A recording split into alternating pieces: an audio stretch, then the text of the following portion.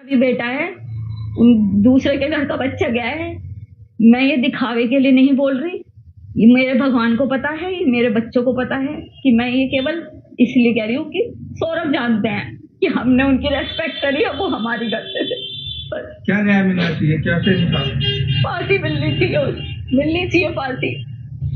5 साल की एक छोटी सी बच्ची जिसका नाम पीहू होता है, वो रोते हुए बिलखते हुए अपनी नानी से कहती है कि नानी मुझे मम्मी के पास जाना है, मम्मी से बात करनी है। 5 साल की इस छोटी सी बच्ची को रोते हुए बिलखते हुए जैसे ही उसकी नानी देखती है, वो नानी सोचती है कि अब इस छोटी सी बच्ची को आखिर हम क्या जवाब दें और क्या बताएं कि इसकी मां कहां है।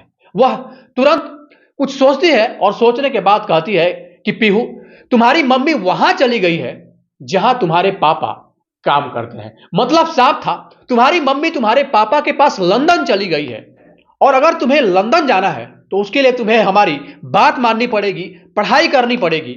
इस तरह से जैसे छोटे से बच्चे को समझाते हैं, ठीक वैसे ही नानी अपनी नातिन को, 5 साल की नातिन को समझाने की कोशिश कर रही थी। अब जैसे ही उसकी नानी के द्वारा यह कहा जाता है कि तुम्हारी मां तुम्हारे पापा के पास लंदन चली गई है, वो तपाक से बोलती है कि हमारे पापा तो ड्रम के अंदर हैं, और जब हमारे पापा ड्रम के अंदर हैं तो फिर मां लंदन कैसे चली गई। अब इतना सुनने के बाद उसकी नानी का आंख भर आता है। तो हाँ, ये तो बात सही है कि तुम्हारे पापा ड्रम में हैं, लेकिन ड्रम से वो सीधा भगवान के पास चले गए हैं, और अब भगवान के पास जब गए हैं तो वहां से उनकी वापसी हो पाना असंभव है।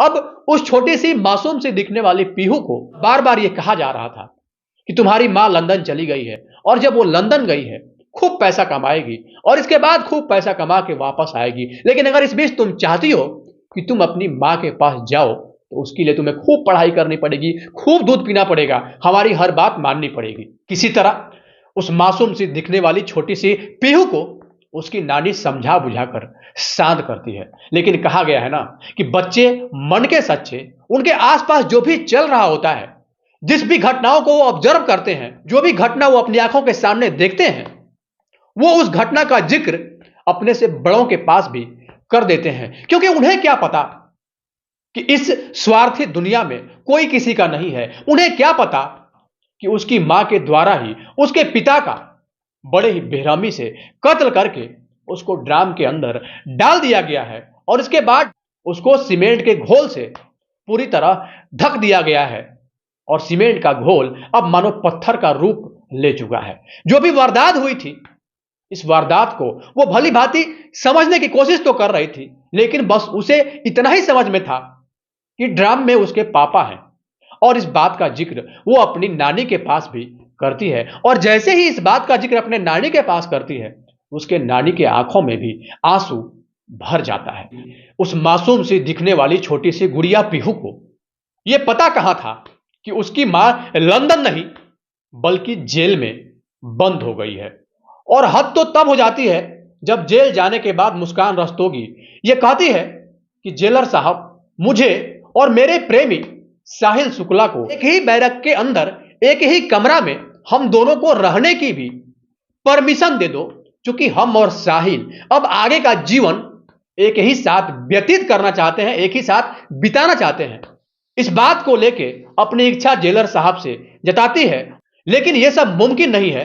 कानून के अनुसार महिलाओं की जेल अलग और पुरुषों की जेल अलग होती है। महिला और पुरुष को अलग अलग रखा जाता है, दोनों को एक साथ किसी भी हाल में रख नहीं सकते, और जब दोनों को एक साथ रख नहीं सकते तो मुस्कान रस्तोगी की यह ख्वाहिश कभी पूरी हो नहीं सकती।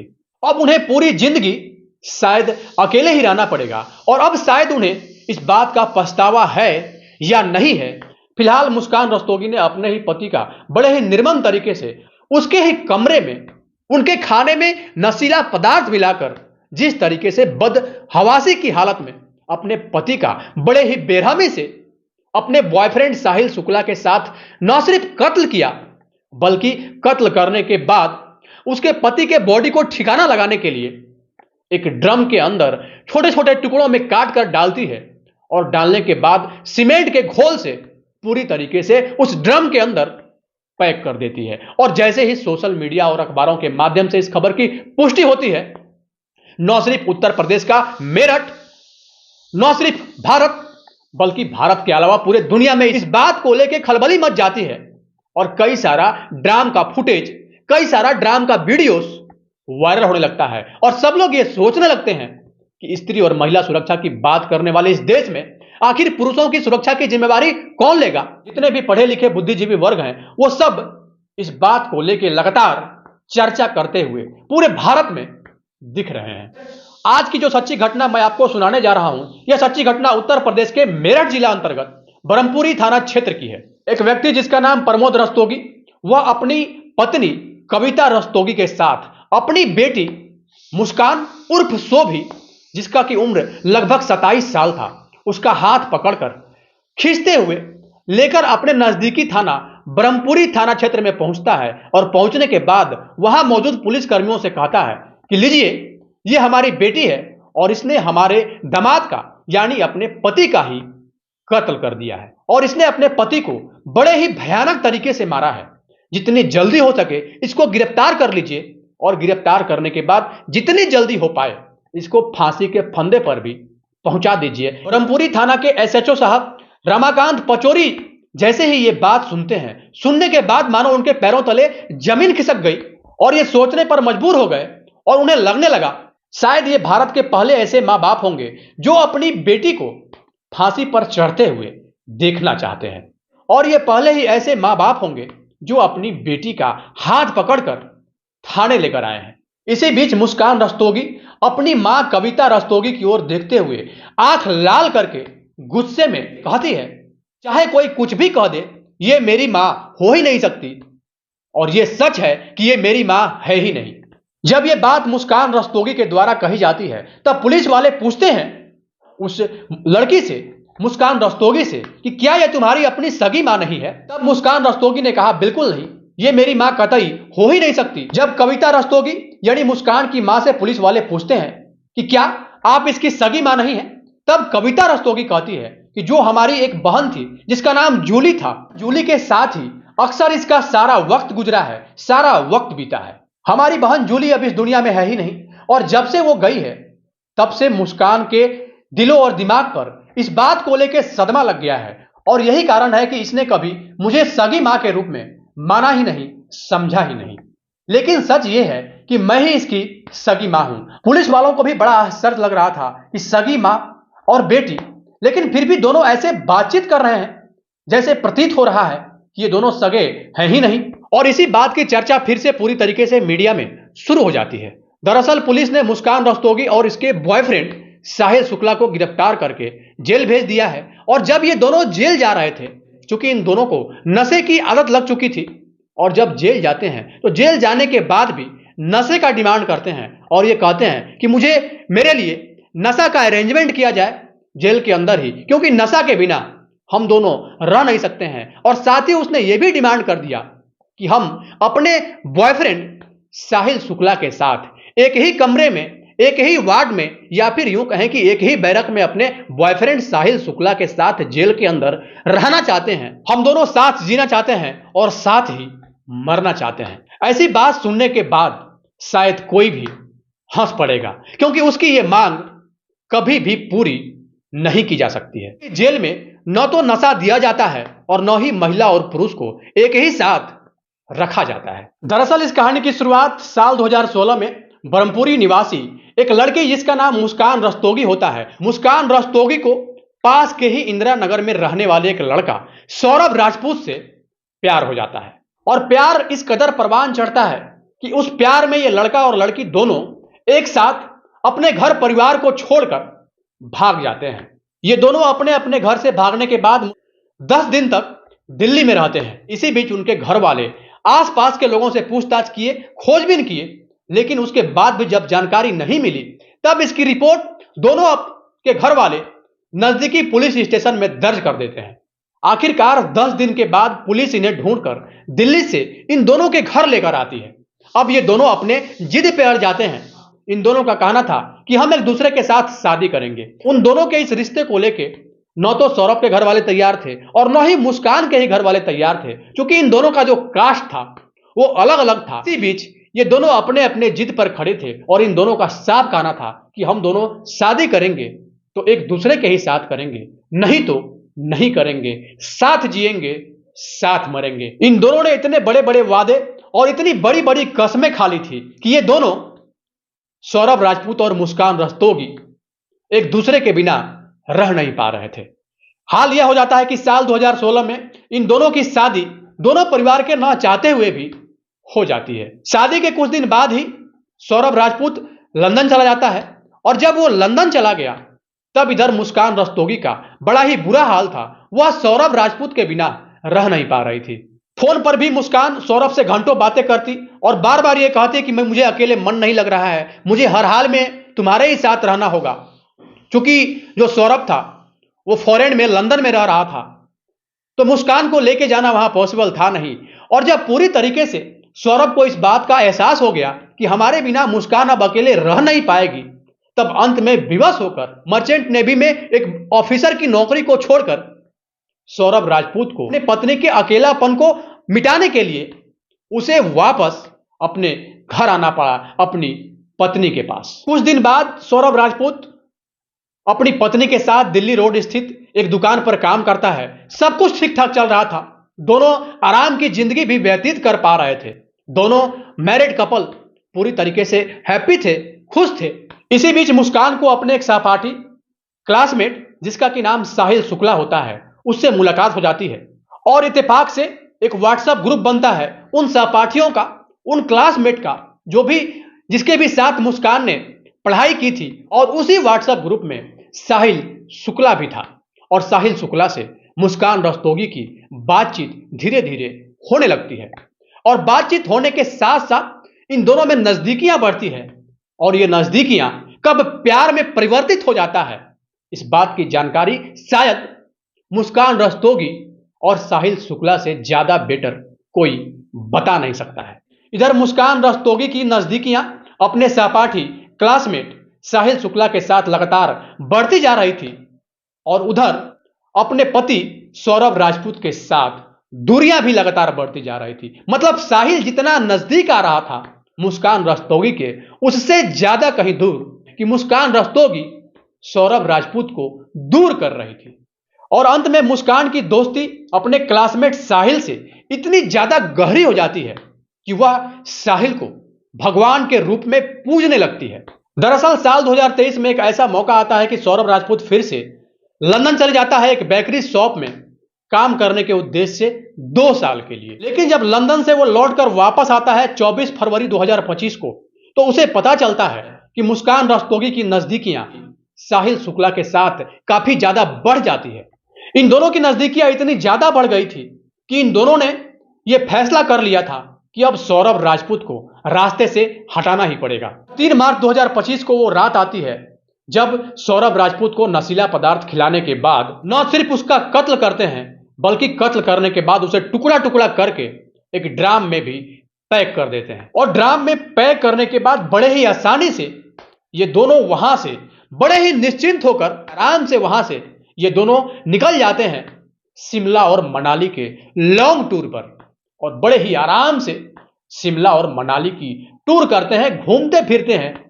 ऐसे घूम फिर रहे थे मानो इन दोनों ने ऐसा कुछ किया ही नहीं हो। अगर हम साहिल शुक्ला की बात करें तो जब पुलिस जांच करने के लिए साहिल के कमरे में जाती है जहां पे कि साहिल रह रहा था, उसके कमरे में जो दीवार था उस दीवार में अलग तरह की आकृतियां बनाई गई थी, अलग तरह की पेंटिंग की गई थी। खून टपकते हुए कुछ इस तरह की पेंटिंग उसके दीवार में बनाई गई थी जिसको देखने के बाद एक आम इंसान पूरी तरीके से डर जाए। साहिल के कमरे में जगह जगह डरावनी तस्वीर बनी हुई थी। एक खौफनाक नजारा उसके कमरे का लग रहा था। साथ ही 5 बार 6 लिखा हुआ था। अब 6 क्यों लिखा हुआ था उसके दीवार के पेंटिंग में, इस बात का अभी कुछ पता नहीं चल पाया है। पुलिस ने देखा कि दीवार पर 2 हाथ बने हुए हैं, एक हाथ में सिगरेट है और दूसरे हाथ से भी सिगरेट मांगने की कोशिश की जा रही है। इस तरीके का भी एक पेंटिंग उसके दीवार पर साफ साफ बना हुआ दिख रहा था। ऐसा लग रहा था कि वो घर नहीं बल्कि प्रेत आत्माओं का कोई संगम है वहां पर। उसी घर में एक बिल्ली थी जो तरह तरह की आवाजें निकाल रही थी। अब जब इसके बारे में पुलिस ने जांच पड़ताल करना शुरू किया तो पुलिस को पता चला कि साहिल की मां 18 साल पहले ही मर चुकी थी और उधर जो मुस्कान की मौसी थी जिसका नाम जूली था, उसकी भी मौत हो गई थी। दोनों ही अपनी अपनी मां, क्योंकि जो मुस्कान थी वो अपनी मौसी जूली को ही अपनी सगी मां मानती थी। मुस्कान रस्तोगी और साहिल शुक्ला ने मिलकर जो कत्ल किया था और पुलिस के जांच पड़ताल में जो बात सामने आती है वो बड़ी ही चौंकाने वाली थी। उन दोनों ने कत्ल शब्द का प्रयोग नहीं किया था, बल्कि सौरभ राजपूत का वध उन्होंने किया है। वध शब्द का उपयोग उन दोनों ने किया था। जैसा कि आपने देखा होगा कि फिल्मों में दिल बना होता है और दिल पे एक तीर चलता है, ठीक वैसे ही मुस्कान के द्वारा दिल पर क्रॉस चाकू चलता है। ठीक उसी तरीके से जैसे फिल्मों में जो दिल होता है ना, दिल के बीचों बीच जो क्रॉस तीर होता है, ठीक उसी तरीके से मुस्कान ने अपने पति सौरभ राजपूत के दिल पर क्रॉस चाकू चलाया था। इसके पहले मुस्कान ने बाकायदा गूगल पे सर्च किया था कि दिल किस तरफ होता है और कैसे किस हिसाब से चाकू चलाना है और किस हिसाब से चाकू अंदर डालना है, जिससे तत्काल उसके बचने का कोई चांस नहीं बन पाए। पूरी तरीके से इस चीज का मुस्कान रस्तोगी के द्वारा गूगल पर सर्च करके किया गया था। इस बात की जानकारी प्राप्त की गई थी और उसके बाद ही ठीक वैसे ही उस घटना को अंजाम मुस्कान और साहिल के द्वारा दिया गया था। और यहां से सौरभ राजपूत के सर और हाथों के पंजे को लेकर सीधा साहिल के घर पहुंचते हैं। घर के उस कमरे में दोनों जाते हैं। उस कमरे में अलग अलग प्रकार की आकृतियां डाली गई थी। ऐसा प्रतीत हो रहा था कि वो इंसानों के रहने का कोई कमरा नहीं, बल्कि शैतानों के रहने का कमरा हो। ऐसी बात बताई जा रही है कि सर और हाथों के पंजे को ले जाने के बाद उसी कमरे में ये दोनों वहां पर पूजा पाठ करते हैं। और पूजा पाठ करने का शायद एक ही मकसद था, साहिल को अपनी मां से बातचीत हो जाए और मुस्कान को अपनी मौसी यानी कि जूली, जिसको कि वो अपनी सगी मां समझती थी, उस सगी मां से मुस्कान की बातचीत हो जाए। और यही सोच के ये दोनों वहां से सौरभ राजपूत के सर को और हाथों के पंजे को लेके ये दोनों साहिल के घर पहुंचे थे। पुलिस की पूछताछ में मुस्कान की मां कविता रस्तोगी ये बताती है कि कत्ल से 8 महीने पहले जो मुस्कान थी वो कर्ण पिशाचनी तंत्र साधना के बारे में हमसे पूछा था। जैसे ही मुस्कान के मुंह से कविता रस्तोगी ने यह बात सुनी, वो एकदम से शॉक हो गई थी और शॉक होने के बाद अपनी बेटी मुस्कान से कहती है कि तुम पागल हो, तुम्हें पता भी है तुम किस तरह की बातें कर रही हो। जब इसके बारे में तुम्हारे नाना जी, क्योंकि मुस्कान के जो नाना जी थे वो एक प्रसिद्ध ज्योतिषी होते हैं, जब तुम्हारे नाना जी ने इस बात की शुरुआत ही की थी, इस बारे में सिर्फ सोचा ही था, उसी समय उनको हार्ट अटैक आ गया था। क्या तुम पूरे परिवार को इस तरीके का मंत्र बोल के खतरे में डालना चाहती हो? जाहिर सी बात है कि इन दोनों के मन में कुछ ना कुछ तो बड़ा चल रहा था। खास करके साहिल शुक्ला के संपर्क में जब से मुस्कान रस्तोगी आई थी, इन दोनों के तंत्र विद्या के बारे में जरूर कुछ ना कुछ ये दोनों प्लानिंग तो कर रहे थे। और यही कारण है कि नवंबर 2024 से ही सौरभ के मौत की स्क्रिप्ट लिखना मुस्कान रस्तोगी ने शुरू कर दिया था। चाहे ऑनलाइन ब्लीच खरीदी गई या फिर बड़ा सा मटन काटने वाला चाकू खरीदा गया हो या फिर ड्रम खरीदा गया हो, यह सारा स्क्रिप्ट पहले ही लिखा जा चुका था। जब ड्रम खरीदने के लिए वो दुकानदार के पास गई थी तो वहां पे दुकानदार ने उससे पूछा था कि इतने बड़े ड्रम का उपयोग आप क्या करेंगे?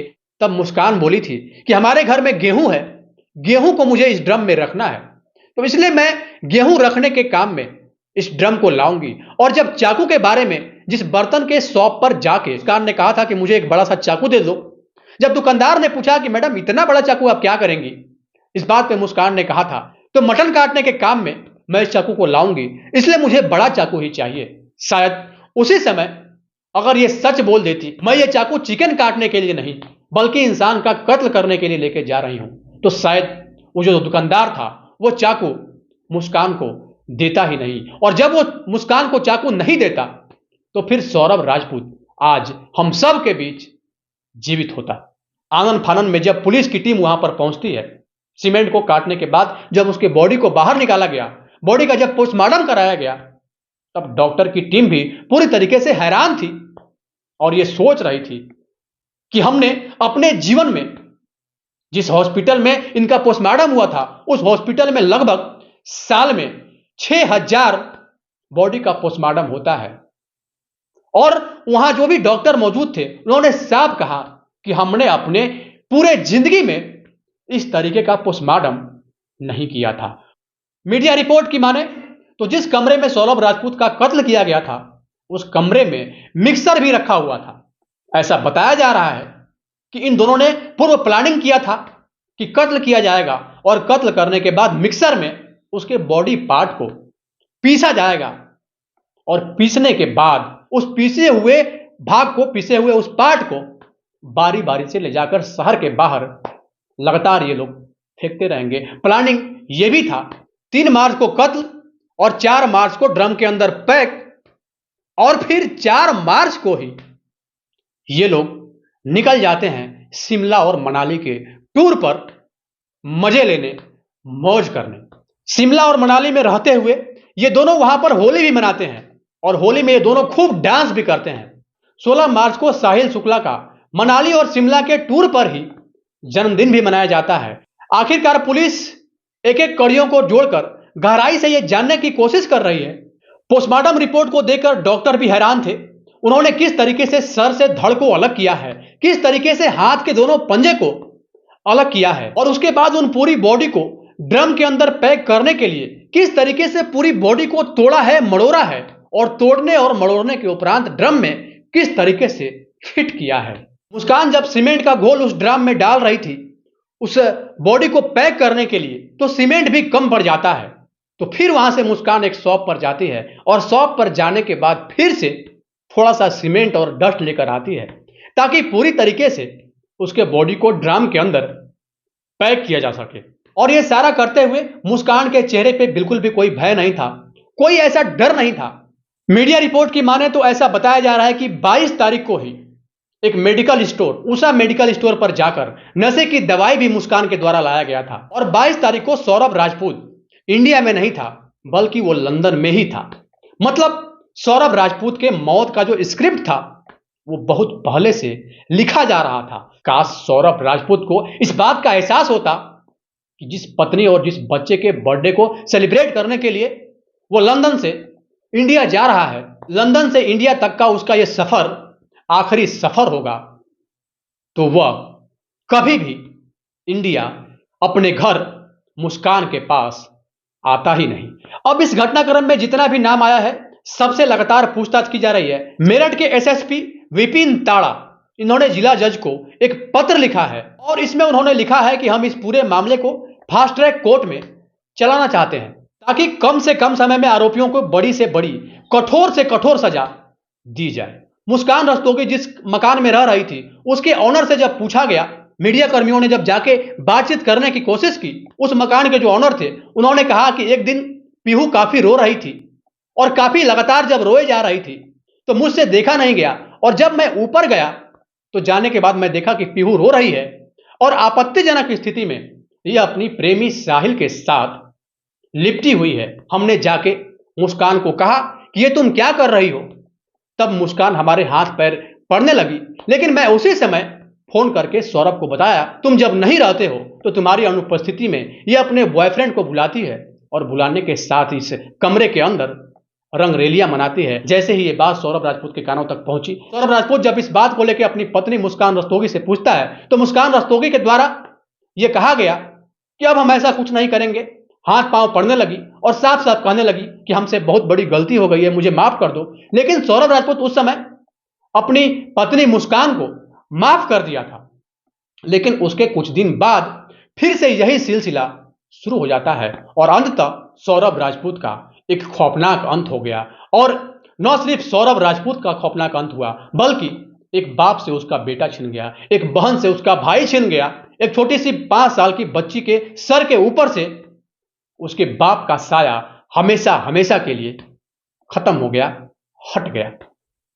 बाकी इस पूरे घटनाक्रम को बताने का उद्देश्य किसी को परेशान करना नहीं, किसी के भावनाओं को आहत करना नहीं, किसी के अंतरात्मा को चोट पहुंचाना नहीं, बल्कि आपको सचेत करना है, आपको जागरूक करना है। बाकी इस पूरे घटनाक्रम को लेकर आपकी क्या राय है, अपनी राय निष्पक्षता के साथ कमेंट बॉक्स में जरूर दें और यह भी बताएं कि मुस्कान रस्तोगी और उसके बॉयफ्रेंड साहिल शुक्ला के साथ भारत की कानून क्या करे, उसे क्या सजा मिलनी चाहिए, फांसी, उम्र कैद या फिर कुछ और। अपनी राय निष्पक्षता के साथ कमेंट बॉक्स में जरूर दें।